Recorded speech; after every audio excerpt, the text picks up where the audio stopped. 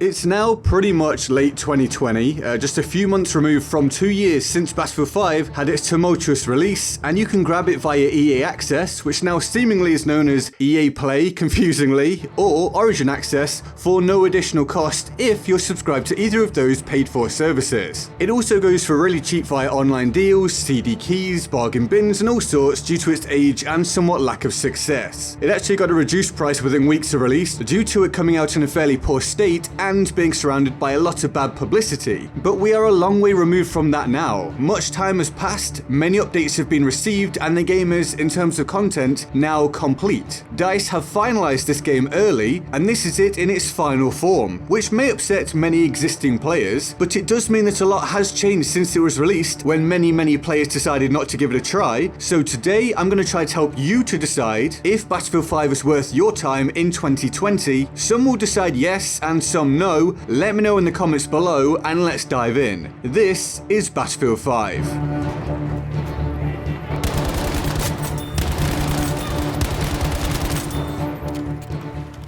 This video is brought to you via the Board of Awesome. Thanks to these epic people who support the channel on Patreon, and the current goal for the channel is to hit 60k subscribers, having just crossed over 51k, so if you're new here or want to see more, hitting that subscribe button would be massively appreciated. Thank you so much. Now around here I review games, do video essays and stuff like that, but up until recently I was a straight up Battlefield creator, so revisiting it here feels very familiar and I'm well versed in the journey this game went through. Actually, I battered this game for its abysmal flaws and how poorly it was handled. But what's done is done, so let's approach it from the perspective of a new player or someone deciding if they want to come back to the game. So we'll go through the actual quality of the game and such, but numbers first. Well, the most surprising thing for me has been the sudden drastic increase in player numbers on Steam of late. BF5 was originally only available via Origin on PC. It came to Steam very late, but wasn't making a whole lot of noise on there to be honest. And then suddenly, boom, around August 12th, it just started to take off. So at the time of checking for this video, it has around 4,064 players active on Steam, with a 24-hour peak of 7,127, and an all-time peak of 8,860. Now these aren't crazy huge numbers when compared with current hit games, of course, but they are telling of a sudden spike in interest on Steam and show that not only do a fairly significant number of players deem the game worth trying out now, it's also retaining those players for a while rather than just having them drop off. And it indicates that you should have no struggles finding a game on that platform, at least currently, depending upon your region, which we'll get to later on. This actually also is a very healthy looking upturn when we look at the raw numbers compared with the previous couple of months, as we can see here. Now this may well be a temporary rise, there may have been a sale I don't know about, but either way, it's better than it not happening at all. But that's just Steam. What about PlayStation? Well, I've used charts from GameStat.com in some recent videos, so we won't take too long on them here, but it shows that BF5 has had around 120,000 new players in a recent 30-day period and 97,000 returning players who earned a trophy in that same period. So while again these aren't massive numbers and don't compare favourably with some other games, as I pointed out when comparing with Star Wars Battlefront 2 recently for example, it does at least show somewhat of an active player base for you to join on PS4 if you so wish, with new players still trying the game out. It's up to you if those numbers impress you or not. Me personally, they don't, but they still hold some value for the game having players for you to be match made with, and not having that is usually the death nail for a multiplayer game, of course. Matchmaking issues and empty lobbies cause the game to totally die, so from the basic perspective of being able to play, yes, it's still worthwhile. Now GameStat.com also estimates that there were 92,000 new players on Xbox in that same period. How reliable that is up for debate due to the difficulty of getting Xbox player numbers, but at least it indicates that people are still trying the game on that platform also, and it will be somewhat populated for at least a while if you want to try it out and potentially end up with a desire to play it for the long term. Now that leaves us with Origin, and I don't believe there's a reliable way to attain those numbers, but I can comfortably say that the same trend will probably apply there, as the PC community for Battlefield generally compares favourably with that of Xbox, and it's available on PC much cheaper via Origin Access as well, while the Steam player numbers are still really high, so yeah, good signs. So overall, while none of those are huge player numbers at all as we've covered, the do hold at least a little encouragement, and aren't awful considering the game is nearly 2 years old and has had a pretty horrendous life cycle in terms of its live service and such like. Although don't expect to be able to play all the modes all the time, some aren't anywhere near as populated as others, and some are only available for limited times on a rotation. Now let it be made very clear though that the quality and reliability of your matches will depend somewhat upon your region, how active it is, and which servers you can use. A lack of player numbers caused DICE or EA to remove some servers, so there were issues, for example, with there being no UK servers. Also, servers for South Africa, the United Arab Emirates and that kind of region were removed. Those were then brought back for the pandemic. I have no idea if they've since disappeared again. You can let me know in the comments if you know that. But just keep in mind that if you aren't from one of the usual gaming server hotspots like the US or mainland Europe, then you may have to play in a different region and suffer a high ping, or just not have many people to play with. I know that Australia sometimes suffers with this on certain games. And it would seem unfair to make this video and leave out some other large warnings. I don't want you to be wasting your time and money. So, before we hit the positive aspects of the game, let's cover the other possible negatives. Well, there are very significant issues with hackers and cheaters on PC. Unfortunately, this is something DICE never got a hold on in this game, and it can be completely experience ruining. So beware. I play on console, so I hadn't had any large problems, but some PC players, especially from China and that kind of area, have complained about this a whole lot. There have also been substantial complaints that the game doesn't feel like World War II for many, and that it can all be a bit shallow, as well as sometimes there being a frustrating gameplay loop of spawn, head out to find the action, get shot from a random spot you can't see, and then repeat over and over. If you don't like visibility that can be, say, frustrating, then this may not be the game for you, although it has been improved a whole lot since the game released. Also, if you don't like tanks destroying you from afar, or planes bombing you from the air, well, that's going to happen sometimes as well. This isn't purely an infantry game, it's infantry and vehicles. It's not like a lot of other FPS games, so for some that's a huge bonus, for others it's a massive problem. That's up to you. And finally, for the negatives, this game is not supported well in terms of new, fresh, unique modes being added, unlike BF1, on a temporary rotation, so please also be aware of that if you're used to that from Battlefield 1. Now that sounds like a whole lot of negative stuff in a chunk, but it's not all bad. There is of course the single player or story mode you can go through, the war stories, and in terms of multiplayer, if you just want to go on and experience the game, shoot some people and have fun, well then there's never been a better time to do that. It's not perfect at all, far from it, and there will be times you probably get very frustrated, but there's never been more in the game to use and experience, and there are at least less bugs now than there were at other points in the game's life, and playing as a squad of friends can be a genuinely good time. These are mass scale battles, as long as you play something like Conquest or Breakthrough or whatever, and they don't feel like a lot of other games. Battlefield has a fairly unique feel, especially on console, where hardcore milsims and games like that aren't really present, and also it's a different feel in an age of battle royales and arena shooters being pretty much everywhere. The gunplay itself is a very solid aspect of the game for many. I personally prefer that of BF1, but for most players the easy to learn mechanics and somewhat laser beam-esque weapons allow for fun arcadey gunplay. As for the amount of stuff there is to do, I believe there are 69 primary weapons, which actually is a hell of a lot, and they all have their own assignments in order to unlock different skins, although some of those assignments are absolutely fun factor crushing, they aren't well done, but still, 69 guns is a lot, and they're spread out across 4 different classes for you to master: Assault, Medic, Support, and Recon, each with their own roles, abilities, and gadgets. And then there are, I believe, 19 maps to play on, which is also fairly solid, although some modes only have some maps and blah blah blah, but the point is that there's a lot to get your teeth into if you've never played the game, or if you left some time back before a load of updates. You can get it for really cheap if you want, you can jump into the apparently currently growing Steam community if you want to, lots of stuff, there's a lot of value here, just know what you're getting yourself into. This game was not the commercial success that BF1 was, and there's good reason for that, but some of you out there will have a really good time on this game, either for a short while or maybe for the foreseeable future. Now whether that seems worth it to you is totally up to you, but I've done my part, so let me know in the comments below what you think, and that's my coverage of whether Battlefield 5 is worth it in 2020. I hope you enjoyed the video. If you did, leaving a like is hugely helpful, thank you so very much. Subscribe if you're new or want to see more and want to help me hit my 60k target at the minute, and all the links to my social media including Patreon, Twitter, my Discord, all of that can be found in the description and my pinned comment. And with that all said, I am GetGoodGuy, and I will see you